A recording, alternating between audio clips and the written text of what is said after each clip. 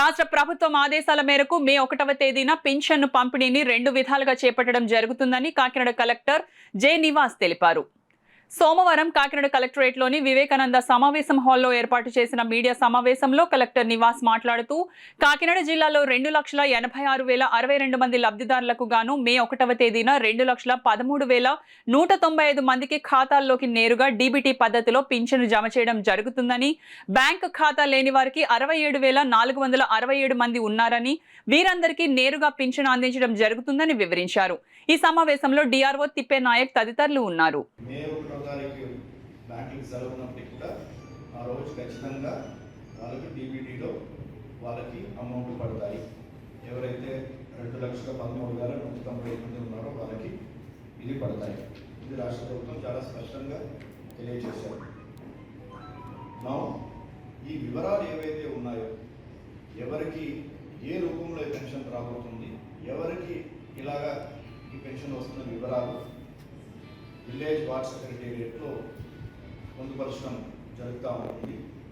So నేను నిన్న కోరాను ఆ అకౌంట్ నెంబర్ వివరాలని కూడా, అంటే వాళ్ళకి కొంతమందికి ఏ అకౌంట్ పడిందని చెప్పి తెలియదు కాబట్టి ఆ అకౌంట్ నెంబర్ వివరాలు కూడా ఇవ్వమని కోరాను. అది కూడా సాధ్యం చేస్తారని చెప్పడం జరిగింది. సో ప్రజలు ముఖ్యంగా వృద్ధులు ఎవరు కూడా కంగారు పడక్కర్లేదు.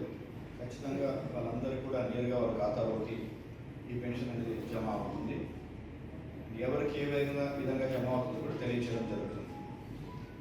దీంట్లో ఒక క్వశ్చన్ రావచ్చు, ఒకవేళ దీంట్లో ఏమైనా ఫెయిల్ ట్రాన్సాక్షన్ అయితే వాళ్ళకి బ్యాంక్ అకౌంట్లో ఏదో ఒక కారణం వల్ల ఒక 1%, 2% వాళ్ళకి ఫెయిల్ అయితే ప్రభుత్వం దానికి కూడా చాలా స్పష్టమైన ఆదేశాలు ఇచ్చారు. ఎవరికైతే ఇలాగ డీబీటీలో ఫెయిల్ అయిందో ఆ 1%, 2% వాళ్ళకి కూడా ఆ లిస్టు మనకి 1వ తారీఖు వచ్చేస్తుంది కాబట్టి 2వ తారీఖు వాళ్ళందరికీ సంబంధించినటువంటి అమౌంట్ని డ్రా చేస్తూ వాళ్ళకి కూడా నేరుగా డోర్ టు డోర్ రూపంలో పెన్షన్ ఇవ్వడం జరుగుతుంది.